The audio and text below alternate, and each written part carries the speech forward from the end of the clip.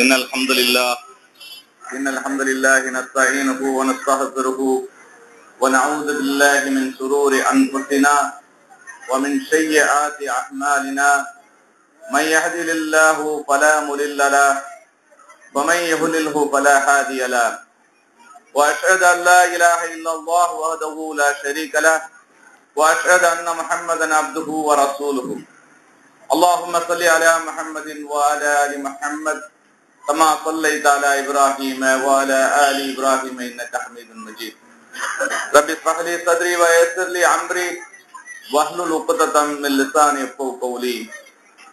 அன்பான சகோதரர்களே, இன்றைக்கு நாம் பார்க்க இருக்கின்ற தலைப்பு சத்தியத்தை தேடிய சல்மான் ரலியல்லாஹு அன்ஹு அவர்களை பற்றி நாம் இன்று பார்க்க இருக்கின்றோம்.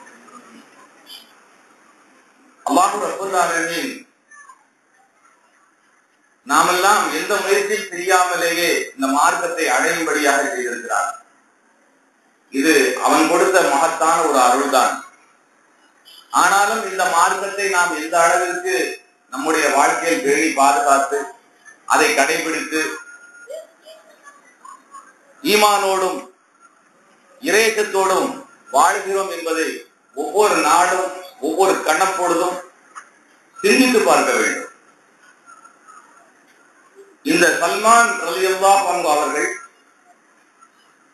ஈரான் என்ற நாட்டை சார்ந்தவர்கள். இவர்களுடைய தந்தை, இவர்களுடைய குடும்பம் நெருப்பை வணங்கக்கூடிய குடும்பமாக இருந்தது.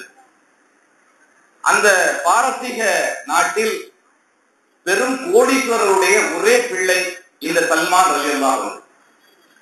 இவர் சிறுவராக இருந்த போதே ரொம்ப செல்லமாக அவங்க வீட்டுல சல்மான் ரலியல்லாஹு அன்ஹுவை ரொம்ப பாதுகாத்து, வெளியில எங்கேயும் அனுப்பாத அளவுக்கு பாதுகாத்து, ஒரு கோழி குஞ்ச பாதுகாக்கிற மாதிரி பாதுகாத்து வளர்க்கிறாங்க.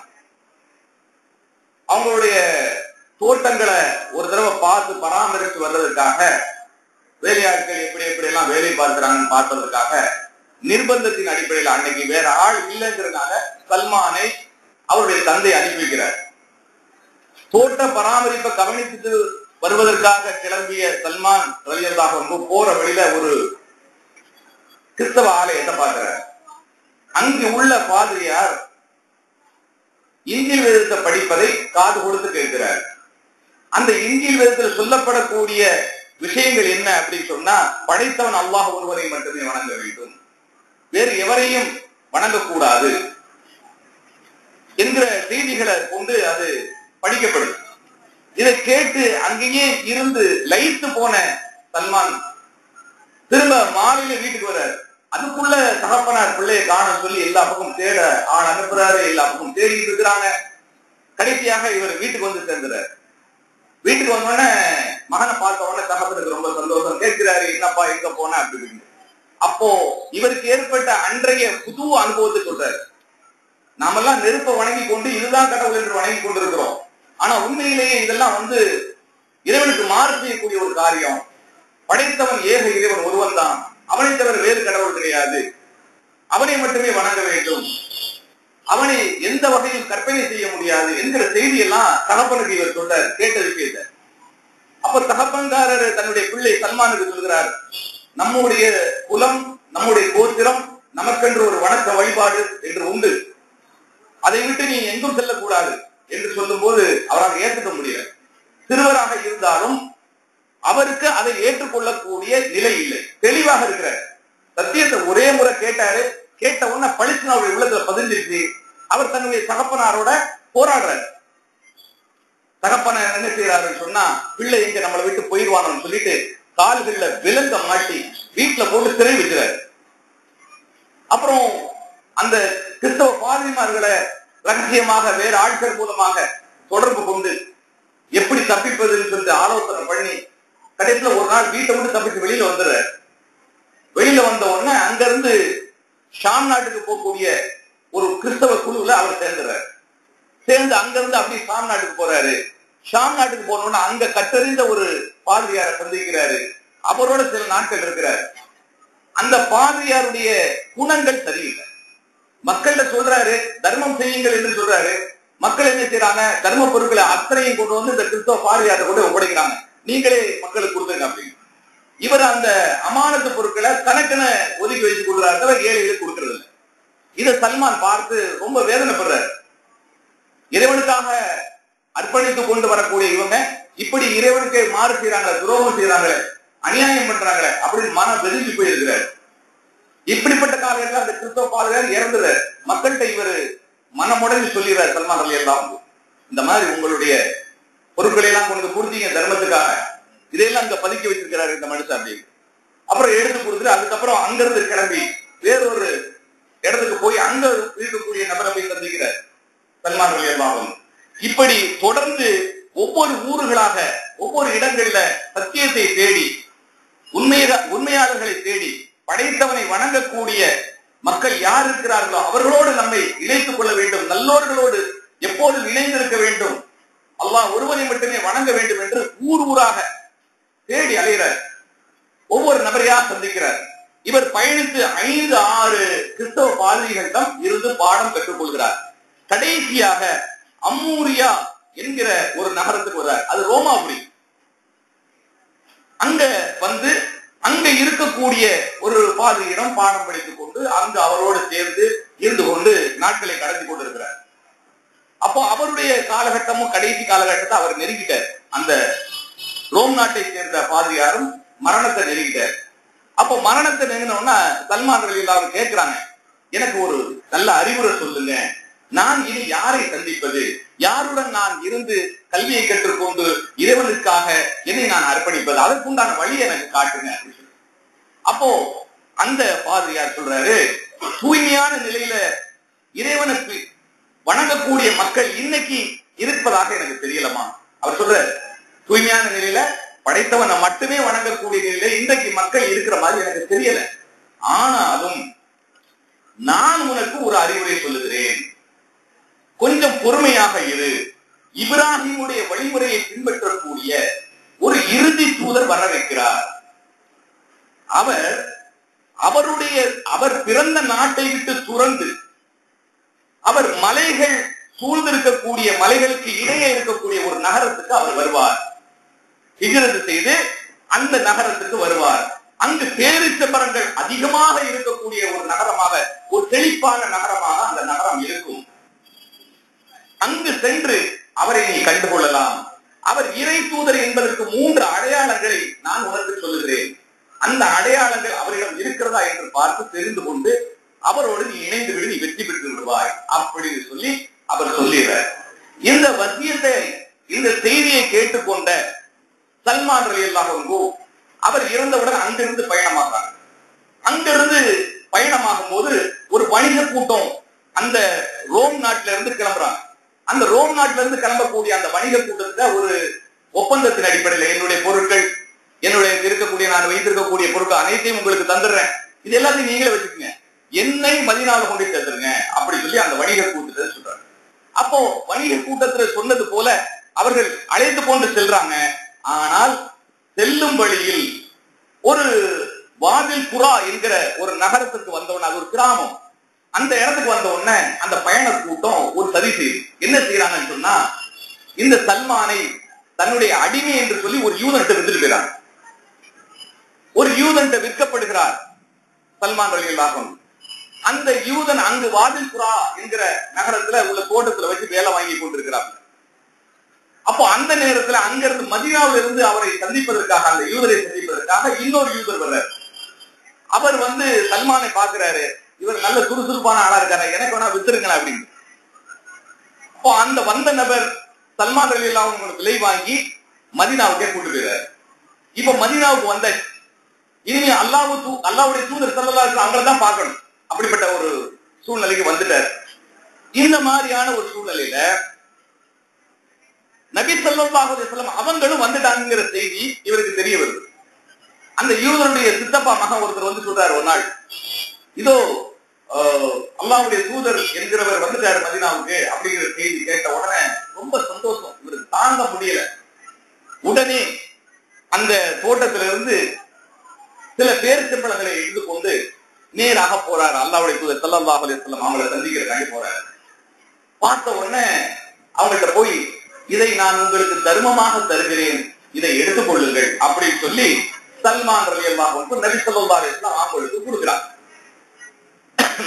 நபி ஸல்லல்லாஹு அலைஹி வஸல்லம் அந்த பேரிச்சம்பழங்களை வாங்கி அவங்க சாப்பிடல, தன்னுடைய தோழர்களுக்கு கொடுக்கிறாங்க. சல்மான் வைத்த முதல் பரிசை இது. அந்த கிறிஸ்தவ 3 அடையாளங்கள் சொன்னார் இல்லையா, அதுல முதல் அடையாளம், அவர் தர்மத்தின் பொருளை சாப்பிட மாட்டார்.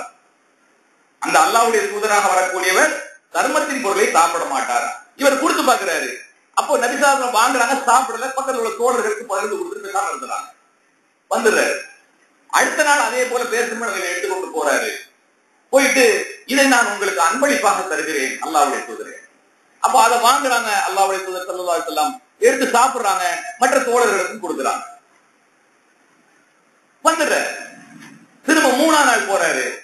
நபி ஸல்லல்லாஹு அலைஹி வஸல்லம் அவங்களை முத்தும் அப்படியே சுத்தி சுத்தி பார்த்துட்டே இருக்கிறாரு. அப்போ அவங்களுடைய மேலாட நைசா கீழே அப்படி காத்துல கலண்டு அப்படி நைசா விழுது. அப்போ அவங்களுடைய தோள்களுக்கு மத்தியில பின்புறம் ஒரு நபித்துவ முத்திரை மச்சம் இருப்பதை பார்க்கிறார். அதை பார்த்த உடனே கண்ணீர் விட்டு அழுகிறார். நான் எந்த சத்தியத்தை தேடி வந்தேனோ, யாரை அடைய வேண்டும் என்று தேடி வந்தேனோ அவரை நான் அடைந்து விட்டேன். அஷ்ஹது அல்லா இலாஹ இல்லல்லாஹ் வ அஷ்ஹது அன்ன முஹம்மதன் அப்துஹு வ ரசூலுஹு என்று கலிமா சொல்கிறார் சல்மான் ரலியல்லாஹு அன்ஹு.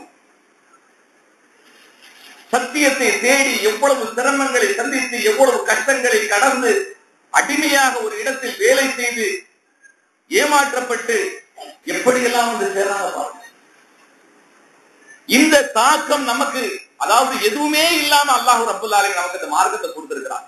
நாம் எந்த அளவிற்கு இந்த மார்க்கத்தை நாம் கண்ணியப்படுத்தி வைத்திருக்கிறோம். அல்லாஹ் நம்மை கண்ணியப்படுத்தினான், நாம் அல்லாஹ்வை கண்ணியப்படுத்துகிறோமா என்று பார்க்கிறோம். சல்மான் ரலியல்லாஹு அன்ஹு இஸ்லாத்தை ஏத்துக்கிட்டாங்க, அல்ஹம்துலில்லாஹ். இவங்க ஒரு இடத்துல அடிமையாகவே வேலை பார்த்து கொண்டிருந்தனால பத்ர் உஹது போர்கள்ல கலந்து கொள்ள முடியல. அவங்களுக்கு ரொம்ப சங்கடமா இருக்கு. சல்மான் ரலியல்லாஹு அன்ஹு எப்படியாவது இந்த அடிமைத்தனத்திலிருந்து நாம் விடுதலை ஆக்கிடணும், இதை விட்டு வெளியில வந்துடணும் அப்படின்னு சொல்லி ஏகப்பட்ட ஒரு ஏக்கத்தோடு இருக்கிறாங்க. அப்போ தன்னுடைய எஜமான்ட்டு சொல்றாங்க, நான் எங்களை விடுதலை செஞ்சிருக்கேன், நான் அல்லாஹ்வுடைய தூதரோட சேர்ந்து இருக்கணும்னு ஆசைப்படுறேன்.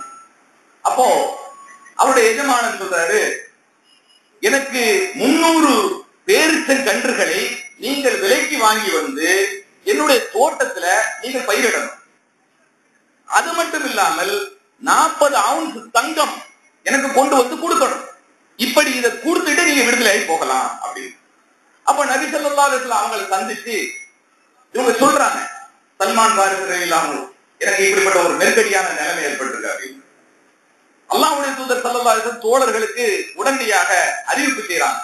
தோழர்கள் அவங்க என்னென்ன முயற்சி செய்யணுமோ அவ்வளவு முயற்சி செய்து அவங்க கொண்டு வர்றாங்க, பேரிச்ச கட்டுகளை கொண்டு வர்றாங்க. 300 சேர்ந்து.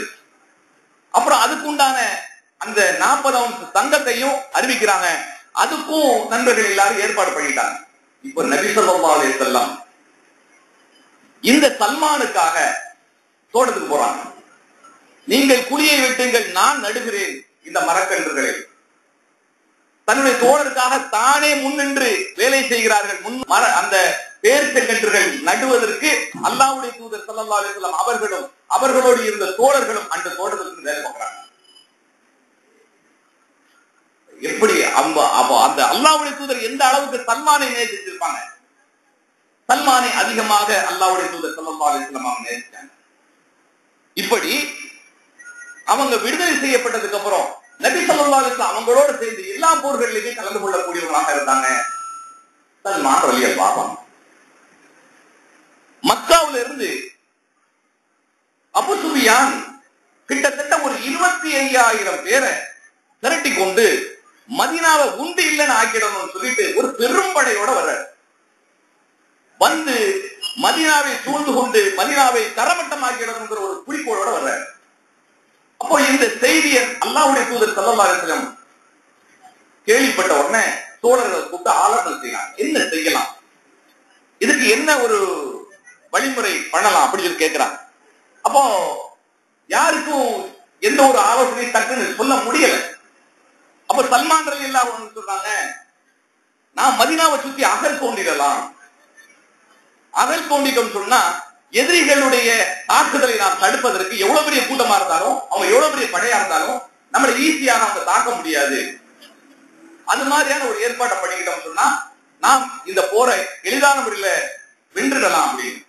அப்போ அது மாதிரியே செய்வோம் அப்படின்னு சொல்லி சல்மானுடைய அந்த ஆலோசனையை ஏற்றுக்கொண்டு நபி ஸல்லல்லாஹு அலைஹி வஸல்லம் அது போலவே செயல்பட்டாங்க தங்களுடைய தோழர்களை கொண்டு. அல்லாஹ் அதுல மாபெரும் வெற்றியை கொடுத்தான். நபி தோழர்களுக்கு இந்த சல்மான் மேல ரொம்ப அதிகமான பிரியமாயி போச்சு. அன்சாரி தோழர்களும் முஹாஜிர் தோழர்கள் ஆளாளுக்கே பங்கு போடுறாங்க. சல்மான் எங்களுக்கு சொந்தமானவர், சல்மான் எங்களுக்கு சொந்தமானவர் அப்படி. நபி ஸல்லல்லாஹு அலைஹி வஸல்லம் சொன்னாங்க, சல்மான் நம்மை சார்ந்தவர் அப்படின்னா, சல்மான் நம்மை சார்ந்தவர் அப்படின்னா. அல்லாஹ் அக்பர். இந்த தோழர்கள் மீது அவர்கள் கொண்ட நேசத்தை பார்க்க வேண்டும். அவர்கள் இந்த மார்க்கத்துக்காக செய்த தியாகங்களை பார்க்க வேண்டும். நாம் என்ன அர்ப்பணிப்பு செய்துட்டோம்? நம்மள்ட்ட என்ன பெருசான அர்ப்பணிப்பு நம்மள்ட்ட வந்துருச்சு? ஒண்ணுமே இல்லைங்க. இந்த மார்க்கத்துக்காக அவர்கள் செய்த தியாகத்தினுடைய கடுகளவு கூட நம்மிடம் கிடையாது. அந்த அளவுக்கு நபி ஸல்லல்லாஹு அலைஹி வஸல்லம் அவங்க சல்மான் ரலியல்லாஹு அன்ஹு அவங்களை நேசிச்சாங்க. அதே போல இன்னொரு சம்பவம், அதாவது தோழர்கள்ட்ட ஒரு தவறு இருந்தா அதை உடனே அதை சரி செய்து திருத்தக்கூடிய ஒரு நல்ல மனிதனாக சல்மான் ரலியல்லாஹு அன்ஹு இருந்தாங்க.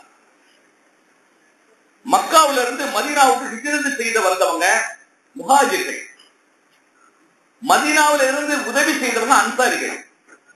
இப்போ மக்காவில இருந்து மதீனாவுக்கு வந்தவங்களோட இப்ப சல்மான் ரலியல்லாஹு அன்ஹு அவங்களும் இருக்கிறாங்க. ஏன்னு கேட்டா பாரசீக நாட்டில இருந்து வந்தவங்க இல்லையா, ஈரான்ல இருந்து வந்தவங்க. அதனால அவங்களுக்கும் அடைக்கலம் கிடையாது, யாருடைய உதவியும் கிடையாது. அப்போ நபி ஸல்லல்லாஹு அலைஹி வஸல்லம் சல்மானையும் மதீனாவை சார்ந்த அபூதர்தா ரலியல்லாஹு அன்ஹு அவங்க ரெண்டு பேரும் இணைக்கிறாங்க. ஒருத்தருக்கு ஒருத்தர் உதவியா இருங்க அப்படின்னு இணைக்கிறாங்க. இப்படி இணைக்கப்பட்ட உடனே அன்றைய நாள் மதிய உணவுக்காக சல்மான் ரலியல்லாஹு அன்ஹு அபூதர்தாவுடைய வீட்டுக்கு போறாங்க. அங்க போனா அவங்களுடைய மனைவி உம்மு தர்தா நிக்கிறாங்க. அந்த உம்மு தர்தா ரலியல்லாஹு அன்ஹா எப்படி இருக்காங்கன்னு சொன்னா, தலைவிரி கோலமாக அழுக்கடைந்த ஆடைகளோட, ஒரு சுத்தபத்தம் இல்லாம, ரொம்ப ஒரு ஒரு கவலையை வெளிப்படுத்தக்கூடிய விதமாக அவங்களுடைய ஆடை அலங்காரம் இருந்தது. இதை பார்த்த உடனே ரொம்ப சங்கடப்படுறாங்க சல்மான் ரலியல்லாஹு அன்ஹு. என் சகோதரியை உனக்கு என்ன நேர்ந்தது, ஏன் இப்படி இருக்கிறீங்க அப்படின்னு கேட்கிறாங்க. உடனே அவங்க சொல்றாங்க, உம்மு தர்தா ரலியல்லாஹு அன்ஹா சொல்றாங்க, உங்களுடைய தோழர் அபூதர்தாவுக்கு இந்த உலகத்துல எந்த தேவையுமே இல்லாம போச்சு. அவரு எதை பத்தியுமே குடும்பத்தை பத்தி கவலைப்படுறதுல, குடும்பத்தை பத்தி சிந்திக்கிறதுல எல்லாம் ஆகிறதுக்கே போயிட்டாரு, அந்த நினைப்பிலே இருக்கிறாரு அப்படின்னு சொல்லிட்டாங்க. இந்த மாதிரி விஷயத்தை சொன்ன உடனே புரிஞ்சுக்கிட்டாங்க, டக்குன்னு புரிஞ்சுக்கிட்டாங்க. சல்மான் ரலியல்லாஹு அன்ஹு வந்து எதிர்பார்க்கிறாங்க. யாரை எதிர்பார்க்கிறாங்க? அபூதர்தாவை எதிர்பார்க்கிறாங்க. அபூதர்தா வர்றாரு. வந்து அபூதர்தா வந்து சொல்றாரு, சல்மானுக்கு சொல்றாரு, சல்மானே உங்களுக்கு மத்தியான உணவு ரெடி ஆயிடுச்சு, வந்து சாப்பிடுங்க அப்படின்னு. அப்போ கேக்குறாங்க சல்மான் ரலியல்லாஹு அன்ஹு, நீங்களும் என்னோட உட்கார்ந்து சாப்பிடணும், அப்போதான் நான் சாப்பிடுவேன். அப்ப அவர் சொல்றாரு, அபூதர்தா சொல்றாரு, நான் நோம்பு வச்சிருக்கேன், நான் நோம்பு வச்சிருக்கேன் அப்படின்னு. நோம்பு முதல்ல விடப்பா, நீ டெய்லி நோம்பு வைப்ப, அதெல்லாம் கூடாது அப்படி சொல்லி தடுக்கிறாங்க. உடனே அபூதர்தா நோம்பை திறந்துட்டு சாப்பிடுறாங்க. இவருடைய பழக்கம் என்ன அப்படின்னு, அபூதர்தாவுடைய பழக்கம் என்ன, பகலெல்லாம் நோம்பு வைக்க வேண்டியது, நைட்டெல்லாம் நின்று வணங்க வேண்டியது. இப்படி மார்க்கத்துல எந்த ஒரு அனுமதி கிடையாது. அப்ப இப்படி செய்யறதை தடுக்கிறதுக்காகத்தான் சல்மான் ரலியல்லாஹு அன்ஹு காத்திருந்து தன்னுடைய தோழர் வந்த உடனே, தோழர் சொல்றாரு சாப்பிடுங்க சல்மானுக்கு சொன்னோன்னு, சல்மான் ரலியல்லாஹு அன்ஹு சொல்றாங்க, நீ சாப்பிட்டாதான் நான் சாப்பிடுவேன், நோம்பு வச்சு நோம்பை விடு முதல்ல அப்படிங்கிறாங்க. நோம்பை விட சொல்லி சாப்பிடுறாங்க. அப்புறம் ரெண்டு பேரும் சாப்பிடுறாங்க. மத்தியானம் முடிஞ்சு இரவு வருது. இரவு வந்த உடனே படுக்கை விரிப்பு வந்தாச்சு. அப்போ வந்து சல்மான் ரலியல்லாஹு அவங்கள பார்த்து அபூதர்தா சொல்றாங்க, நீங்க தூங்குங்க, நான் தொழ போறேன். நீ தொழலாம் வேண்டாம், என் கூட படுப்பா, ஈஷா தொழுதியா, என் கூட படு அப்படிங்கிறாங்க. சரி சொல்லிட்டு படுக்கிறாங்க. இப்போ சல்மான் தூங்கி இருப்பாரு ரலியல்லாஹு அன்ஹு, அவங்க தூங்கி இருப்பாங்க அப்படின்னு நினைச்சுக்கிட்டு அபூதர்தா மீண்டும் நைஸா எழுந்துட்டு சொல்ல ஆரம்பிக்கிறாங்க. ஆடை எப்படி இருக்கிறாங்க, முதல்ல படு அப்படிங்கிறாங்க. நான் தான் தூங்கல, தூங்கிட்டேன், நீ தூங்கினாதான் நான் தூங்கும் அப்படிங்கிறாங்க. கடைசியில் வேற வழி இல்லைன்னு சொல்லிட்டு அவர் தூங்குறாரு. இடையில மறுபடியும் நடு இரவுல ஒரு தடவை எழுந்துக்கிறார். அப்பவும் ஆடை பிடிச்சி எழுதுறாங்க. இவங்க ரொம்ப உஷாரா இருக்கிறாங்க, எப்படியாவது இந்த மனுஷனை திருப்தி ஆகணும் அப்படின்னு ஒரு முடிவோடய வந்திருக்கிறாங்க. அப்போ அவர்கிட்ட 3 தடவை இப்படி தோத்து போய் கடைசியில் தூங்கிறார். அசல் தூங்கிறார். அந்த கடைசி இரவு வரும் இல்லையா, தஹஜ்ஜுடைய நேரம், அப்ப எழுப்புறாங்க, எழுந்திருப்போம் அப்படிங்கிறாங்க. எழுந்திருச்சு இப்போ வா நம்ம ரெண்டு சொல்லுவோம். அப்ப சொல்றாங்க, என் நண்பரே, உன்னுடைய கண்களுக்கு செய்ய வேண்டிய கடமை உனக்கு இருக்கிறது, உன்னுடைய மனைவிக்கு செய்ய வேண்டிய கடமை உனக்கு இருக்கிறது, உனக்கே நீ செய்ய வேண்டிய கடமைகள் இருக்கின்றன, உன்னை சார்ந்திருப்பவர்களுக்கு செய்ய வேண்டிய கடமைகள் இருக்கின்றன. யார் யாருக்கு என்னென்ன கடமைகள் உரிமைகளோ அதை நிறைவேற்று நீ அப்படிங்கிறாங்க. அப்ப இவரு தலைவர் சொல்லிட்டு முடிச்சுட்டு சுபு தொழுகை 2 பேரும் போவையில உள்ளுக்குள்ள ஒரு வேதனை. ஒரு விருந்தாளியே நபிசல்லாஹு அனுப்புறாங்க, இப்படியா வந்து நம்மளை பாடாப்படுத்துவாரு, நோவோ வைக்க விட மாட்டேங்கிறாரு, தொலைவும் விட மாட்டேங்கிறாரு, என்ன இப்படி ஒரு ஆரம்பிச்சிருக்காங்க. இவர் என்ன அட்வைஸ் பண்ணாலும் அதை ஏத்துக்கிற மாதிரி மனம் இல்ல, அவரு இல்ல, அவர் இருந்தார். கேட்டாரு, தண்டனைப்பட்டு இவருக்கு எதிர்த்து பேச முடியாது அப்படிங்கிற கம்முன்னு இருந்தாரு. இப்ப நபிசல்லாஹு வந்து கம்ப்ளைண்ட் பண்றாரு, அல்லாஹ்வுடைய தூதரே, நீங்க ஒரு தோழரை அனுப்புனீங்க எனக்கு விருந்தாளியா, அவர் என்ன பாடுபடுத்தாரு அப்படின்னு. அப்ப நபிசல்லாஹு சொன்னாங்க, சல்மான் உண்மையை சொன்னார் அப்படின்னா. சல்மான் உண்மையை சொன்னார். ஐங்கால தொழுகை கடமையானது, உபரியான வணக்கம் என்பது நம்முடைய வேலைகள் போல உள்ளது. மனைவிக்கு செய்ய வேண்டிய கடமையை செய்தாகணும், இல்ல மனைவி நம்மளை விட்டு ஓடி போயிடுவான். நபி ஸல்லல்லாஹு அலைஹி வஸல்லம் அவங்களுடைய தோழராக இருந்த சல்மான் ரலியல்லாஹு அன்ஹு இந்த அளவுக்கு தெளிவான முறையில, ரொம்ப கண்ணியமான முறையில் நடந்து கொள்ளக்கூடியவராக இருந்தாங்க. அதே போல உமர் ரலியல்லாஹு அன்ஹுடைய ஆட்சி காலம், அப்போது மதாயின் என்கிற நகரத்திற்கு ஆளுநராக நியமிக்கப்படுகிறார் இந்த சல்மான் ரலியல்லாஹு அன்ஹு. அப்படி சல்மான் ரலியல்லாஹு அன்ஹு நியமிக்கப்பட்டது பிறகு எந்த அளவுக்கு இவங்களுடைய நடைமுறை வாழ்க்கையில இருந்தாங்கன்னு சொன்னா, ஏழ்மையை மட்டுமே விரும்பக்கூடியவராக இருந்தாங்க. இன்றைக்கு நாம வந்து ஆட்சியாளர்களை பார்க்கிறோம், மிக பந்தாவாக போறாங்க வர்றாங்க. ஆனால் அன்றைக்கு இருந்தவங்க மக்களுக்காக சேவை செய்வதற்காகவே தன்னையே அர்ப்பணித்தாங்க. அந்த வரிசையில இந்த சல்மான் ரலியல்லாஹு அன்ஹு அவர்களும் அடங்குவாங்க. அப்ப இந்த சல்மான் ரலியல்லாஹு அன்ஹு வந்து எப்போதும் ரொம்ப ஏழ்மையாக இருப்பதை விரும்பி அதை தன்னுடைய வாழ்க்கையை கடைபிடிக்கக்கூடியவராக இருந்தாங்க.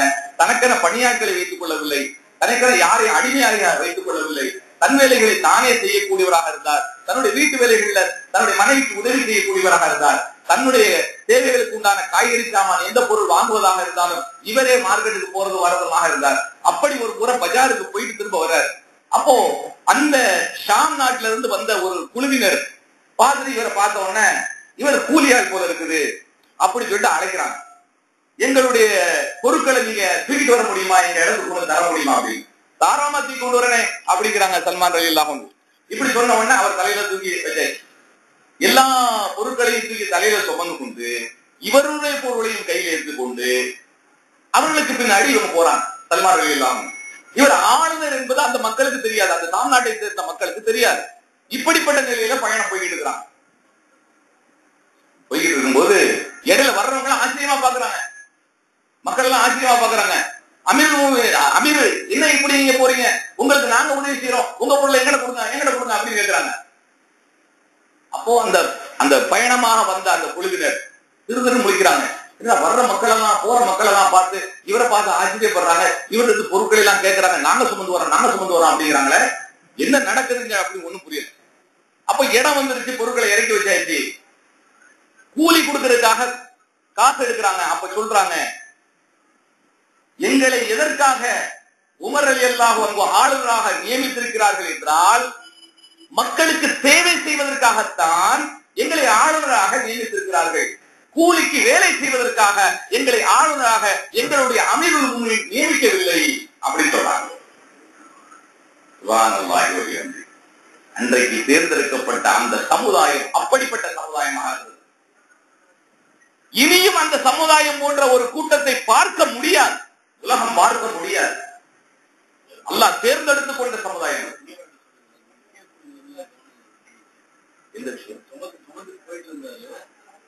சுமந்துகிட்டு வந்தாங்க, அந்த பொருட்களை சுமந்துட்டு வந்தாங்க, கொண்டு வந்து சேர்க்கக்கூடிய இடத்துல கொண்டு வந்து சேர்த்துட்டாங்க. சேர்த்ததுக்கு அப்புறம் அந்த ஷாம் நாட்டுக்காரங்க கூலி காசு கொடுப்பதற்காக பணத்தை எடுத்து கொடுக்குறாங்க. அப்ப சொல்றாங்க சல்மான் ரலியல்லாஹு சொல்றாங்க, எங்களை அமீருல் முஃமினீன் உமர் எதற்காக இந்த நாட்டினுடைய ஆளுநராக நியமித்திருக்கிறார்கள் என்றால், நாங்கள் மக்களுக்கு சேவை செய்ய வேண்டும், மக்களிடம் கூலி வாங்கக்கூடாது. அதற்காகத்தான் எங்களை இங்கு ஆளுநராக நியமித்திருக்கிறார்கள். நீங்கள் இன்னொரு வேலைகளை சொன்னாலும் அதை நான் செய்ய தயாராக இருக்கிறேன், ஆனால் உங்களிடம் கூலி எதிர்பார்த்தல்ல. இப்படிதான் இருக்காங்க இந்த சமுதாயம். அவர்களைத்தான் அல்லாஹ் ரப்புல் ஆலமீன் ரலியல்லாஹு அன்ஹு வர்து அன்ஹு அப்படின்றார். நான் அவர்களை பொருந்திக் கொண்டேன், அவர்கள் என்னை பொருந்திக் கொண்டார்கள் என்றான் அல்லாஹ் ரப்புல் ஆலமீன். அப்படிப்பட்ட அல்லாஹ்வுடைய திருப்பொருத்தத்துக்காகவே தன்னுடைய வாழ்க்கையை அமைத்துக் கொண்டவர்களாக அவர்கள் இருந்தார்கள். அது மட்டுமல்ல, ஒரு தடவை ஒரு வீடு கட்டலான்னு அவங்க ஒரு யோசனை பண்றாங்க. வீட்டுக்கு தனக்கு தேவையான ஒரு சின்ன வீடு கட்டலாம் ஆசைப்படுறாங்க. அப்போ அந்த கட்டறதுக்கு உண்டான கொத்தனாரை அழைத்தாங்க. இந்த கொத்தனார் கூட சல்மான் ரலியல்லாஹு அன்ஹு ரொம்ப நல்லா புரிஞ்சு வச்சிருந்தாங்க, அழகிய முறையில புரிந்து வைத்திருந்தாங்க. அப்போ எப்படி கட்டணும், எப்படி கட்ட போற அப்படின்னு சொல்லி அந்த நபர்கிட்ட கேட்கிறாங்க சல்மான் ரலியல்லாஹு அன்ஹு. அப்ப அந்த கொத்தனார் சொல்றாரு, உங்களுக்கு எப்படி கட்டி தரணும்னு எனக்கு தெரியும். வீட்டுல உட்கார்ந்து எழுந்திருச்சா உங்களுடைய தலை அந்த மேல இருக்கக்கூடிய அந்த உஸ்திரம், அந்த தடம் உங்களுடைய தலையில கட்டணும். அவ்வளவு உயர்ந்தா உங்களுக்கு இருக்கணும்னு எனக்கு தெரியும். நீங்க படுத்தீங்கன்னு சொன்னா அந்த அகலம் உங்களுடைய கால் கரெக்டா அந்த சுவத்துல இடிக்கணும், அந்த அளவுதான் இருக்கும் அப்படின்றது எனக்கு தெரியும். நீ சரியா சொன்ன, அது மாதிரிதான் எனக்கு வேணும். நீங்க பாக்குறோம் பெரிய பெரிய கோபுரம் அளவுக்கு 7 மாடி 8 மாடி 12 மாடி பெரிய பெரிய பில்டிங்களை கட்டி வைத்துக் கொண்டு அவங்க பெரிய ராஜ்யத்தை ஆள்ற மாதிரி பெருமையாக வாழக்கூடிய மக்களை பார்க்கிறோம். நமக்கு ஒன்றுவதற்கு ஒரு வீடு தேவை, படுத்து எழுந்திருப்பதற்கு ஒரு வீடு தேவை. அது எந்த அளவுக்கு இருக்கணுமோ அந்த அளவுக்கு தான் இருக்கணும். பெரிய அளவுல கட்டி வைத்துக் கொண்டு நாம ஒரு குறிப்பிட்ட இடத்துல இருப்போம், நாம பயன்படுத்தாத இடங்கள்ல ஜின்களும் சைத்தான்களும் குடியிருப்பாங்க. அப்படித்தான் வீட்டை கட்டி வச்சு வாழ்ந்துட்டு இருக்கிறோம். சில பேர் வீட்டை கட்டி வச்சு பூட்டி போட்டு எனக்கு 4 வீடு இருக்கு 5 வீடு இருக்குன்னு சொல்லிக்கிட்டு பெருமையாக பேசி கொண்டு தெரிவாங்க. அவங்களுக்காண்டி கட்டல, ஜின் சைத்தான்களுக்காக வீடுகளை கட்டி வச்சிருக்காங்க. இப்படிப்பட்ட நிலையில நம்முடைய செல்வங்களை வீண்விரயம் செய்து சைத்தானுடைய தோழர்களாக நாம் ஆகிவிடக் கூடாது. பெருமை பகட்டுக்காக வாழ்ந்து நம்மை நாமே அழித்து நாசமாக்கிக் கொள்ளக்கூடாது. அந்த தோழர்களிடம் நமக்கு அழகிய முன்மாதிரி இருக்கிறது. அல்லாஹ்வுடைய தூதரிடம் எப்படி அழகிய முன்மாதிரி இருக்கிறதோ அந்த அழகிய முன்மாதிரியை அப்படியே எடுத்துக்கொண்டவர்கள் அந்த நபி தோழர்கள். அவர்களிடம் நாம் ஒரு குறையை கூட காண முடியாது.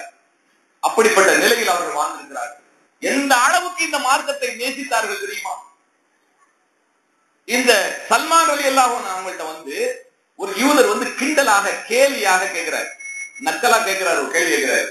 என்ன, உங்களுடைய அல்லாஹ்வுடைய தூதர், உங்களுக்கு அனுப்பப்பட்ட இறை தூதர் மலஜலம் கழிப்பதை பற்றி எல்லாம் பேசுறாராமே, மலஜலம் கழிப்பதை பற்றி எல்லாம் பேசிக் கொண்டிருக்கிறாராமே, இது பெரிய செய்தியா அப்படின்னு, இது ரொம்ப முக்கியமானதா அப்படிங்கிற மாதிரி கிண்டலா கேட்கிறார். அப்போது சல்மான் ரலியல்லாஹு அன்ஹு ரொம்ப சந்தோஷமாக சொன்னாங்க, ஆம், எங்களுக்கு அனுப்பப்பட்ட அல்லாஹ்வுடைய தூதர் ஸல்லல்லாஹு அலைஹி வஸல்லம் மலஜலம் கழிக்கும் போது கிப்லாவை முன்னோக்க கூடாது என்று சொன்னார்கள், வலக்கையை பயன்படுத்தக்கூடாது என்று சொன்னார்கள், தண்ணீர் இல்லை என்றால் 3 கல்கட்டு குறைவாக பயன்படுத்தக்கூடாது என்று சொன்னார்கள், காய்ந்த விட்டைகளையும் எலும்புகளையும் பயன்படுத்தக்கூடாது என்று சொன்னார்கள். இப்படி எங்களுக்கு அல்லாஹ்வுடைய தூதர் ஸல்லல்லாஹு அலைஹி வஸல்லம் எல்லா விதமான ஒழுக்கத்தையும் எங்களுக்கு கற்றுக் கொடுத்தார்கள் என்று ரொம்ப பெருமையோடு சந்தோஷமாக சொன்னார். இந்த மார்க்கத்தை நாம் எந்த அளவுக்கு கண்ணியப்படுத்தி வைத்திருக்கிறோம், எந்த அளவுக்கு இந்த மார்க்கத்தை நாம் கடைபிடிக்கிறோம் என்பதையெல்லாம் சிந்திச்சு பார்க்கிறோம். அப்போ இந்த அல்லாஹ்வுடைய தூதரை பின்பற்றி வாழ்ந்த இந்த சல்மான் ரலியல்லாஹு அன்ஹு அவர்கள் மார்க்கத்தை மார்க்கமாக பார்க்காமல் விளையாட்டாக, வணக்கங்களை விளையாட்டாக கேலி கூத்தாக ஆக்கிக் கொள்ளக்கூடிய ஒவ்வொரு மக்களுக்கும் ஒரு முன்மாதிரியான பாடமாக இருக்கிறார். மார்க்கத்தை படிப்பதில் அலட்சியம் செய்வது, குர்ஆனை கற்றறிவதில் அலட்சியம் செய்வது, குர்ஆனுடைய பொருள் ஓதுவதில் அலட்சியம் செய்வது, எவ்வளவுதான் ஹதீஸ் கிதாபுகள் இருந்தாலும் அதை பார்ப்பதற்கோ படிப்பதற்கோ அதை பற்றி சிந்திப்பதற்கோ நேரம் ஒதுக்காமல் இருக்கக்கூடிய ஒவ்வொரு மக்களுக்கும் இவர் ஒரு முன்மாதிரியாக இருக்கிறார். அவர் கல்வியை தேடி அலைந்தார். நம்மிடம் கல்வி இருக்கிறது, ஆனால் அந்த கல்வியை எடுத்துக் கொள்வதற்கு நமக்கு நேரம் இல்லை. நம்மிடம் கல்வி இருக்கிறது, குர்ஆன் இருக்கிறது, ஹதீஸ் இருக்கிறது, மார்க்க சம்பந்தமான அறிவுகள் அத்தனையும் நம்முடைய வீடுகளில் இருக்கிறது. ஒரு செல்போன்ல அவ்வளவு விஷயம் இருக்குது. ஆனால் அதில் இருக்கக்கூடிய குர்ஆன் ஹதீஸை விட்டுவிட்டு மற்ற எல்லா விதமான தீமைகளை தேடி அலையக்கூடிய மக்களாகத்தான் இன்றைய மக்கள் இருக்கிறாங்க. அவங்க சிந்தித்து பார்க்கிறோம். நாம அந்த சஹாபாக்களை பத்தி கொஞ்சம் சிந்தித்து பார்க்கணும். அவங்க எப்படி வாழ்ந்தாங்க? அவங்களும் முஸ்லிம் தான், நாமளும் முஸ்லிம் தான். அவங்க அல்லாஹ் பாராட்டி பேசுறான். நாளைக்கு அல்லாஹ் நம்மை பாராட்டி பேச வேண்டுமே, நம்மை பற்றி பெருமையாக அல்லாஹ் பேச வேண்டுமே. நம்மை தேர்ந்தெடுத்தானே, நமக்கு இந்த மார்க்கத்தை கொடுத்து கண்ணியப்படுத்தி இருக்கிறானே. அப்போ அவங்க எந்த அளவுக்கு கல்விக்காக அந்த தியாகத்தை அர்ப்பணித்து முழுக்க முழுக்க தாய் தந்தைய வீட்டுக்கு வந்தாங்க. எவ்வளவு பெரிய பாசத்துக்குரிய நேசத்துக்குரிய தகப்பனாராக இருப்பாரு. கொஞ்ச நேரம் தன்னுடைய மகனை அனுப்பிட்டு அவர் வரலங்கிற ஏக்கத்துல ஆட்களை அனுப்பி தேட விடுறாரு. பெரும் கோடீஸ்வர செல்வந்தர். அவர் நினைச்சிருந்தா எப்படி வேணாலும் வாழ்ந்திருக்கலாம். சல்மான் ரலியல்லாஹு அன்ஹு சத்தியத்தை தேடி அல்லாஹ்வுடைய பாதையில் தன்னை அமைத்துக் கொள்வதற்காக தன்னுடைய தகப்பன் பாசத்துக்குரிய தகப்பனை விட்டு வெளியே வந்தார். சொத்து சுகங்களை விட்டு வெளியே வந்தார். பல இடங்களில் அலைந்து திரிந்து பல சோதனைகளை சந்தித்து அல்லாஹ்வுடைய தூதர் ஸல்லல்லாஹு அலைஹி வஸல்லம் அவர்களை வந்தடைந்தார். தன்னுடைய வாழ்நாள் முழுவதும் மார்க்கத்திற்காக தன்னையே அர்ப்பணித்துக் கொண்டார். இப்படிப்பட்ட ஒரு வாழ்க்கையை நாமும் தேர்ந்தெடுக்க வேண்டும். நம்மிடம் எந்த அளவிற்கு மார்க்கம் இருக்கிறது? எத்தனை குர்ஆன் அத்தியாயங்கள் நமக்கு தெரியும்? எத்தனை குர்ஆன் வசனங்களுடைய விளக்கங்கள் நமக்கு தெரியும்? எத்தனை ஹதீஸ்களை நாம் மனப்பாடம் செய்து வைத்திருக்கிறோம் என்பதை எல்லாம் நாம் சிந்தித்து பார்க்க வேண்டும். வெறும் கதைகளாக வரலாறுகளை நாம் பார்த்துவிட்டு சென்றுவிடக் கூடாது. இந்த வரலாறுகள் ஒவ்வொன்றும் நம்மை வழிநடத்த வேண்டும். நம்மை நேரிய பாதையில், நம்மை சத்தியத்தின் வழியில் உறுதியாக நிற்க செய்ய வேண்டும். அவர்கள் நின்றார்கள். அப்படி மார்க்கத்தை சொல்வதிலும் மார்க்கத்தை கடைபிடிப்பதிலும் அவர்கள் ஒவ்வொருவருக்கும் முன்மாதிரியாக இருந்தார்கள். அவர்கள் அறிவின் சிகரங்களாக இருந்தார்கள். அந்த நபித்தோழர்களை எல்லாம் நமக்கு பாடமாக எடுத்துக்கொள்ள வேண்டும். ஒவ்வொரு நபித்தோழர்களும் வானத்தில் மிளிரக்கூடிய ஒவ்வொரு நட்சத்திரங்களை போன்றவர்களாக இன்றும் மின்னிக் கொண்டிருக்கிறார்கள். நாம் எப்போது அப்படிப்பட்ட ஒரு மாற்றத்தை நம்மிடம் கொண்டு வரப்போகிறோம்? நம்முடைய காலங்களும் நேரங்களும் சென்று கொண்டே இருக்கின்றன. நம்முடைய மரணமோ நம்மை நெருங்கிக் கொண்டிருக்கிறது. நாம் விரைவில் இந்த உலகத்தை விட்டு செல்லக்கூடியவர்களாக இருக்கிறோம். வாழ்ந்தவர்கள் வெற்றியடைந்து அவர்கள் அடையாள சின்னங்களாக ஆகிவிட்டார்கள். நாளை மறுமையில் அவர்கள் அல்லாஹ்வுடைய தூதர் ஸல்லல்லாஹு அலைஹி வஸல்லம் அவர்களோடு இருப்பார்கள். நாம் அல்லாஹ்வுடைய தூதர் ஸல்லல்லாஹு அலைஹி வஸல்லம் அவர்களோடு இருப்போமா? அதற்காகத்தான் பாடுபட்டுக் கொண்டிருக்கிறோமா, அல்லது இந்த உலக இச்சைக்காக அலைந்து கொண்டிருக்கிறோமா என்பதை நாம் சிந்தித்து பார்க்க வேண்டும்.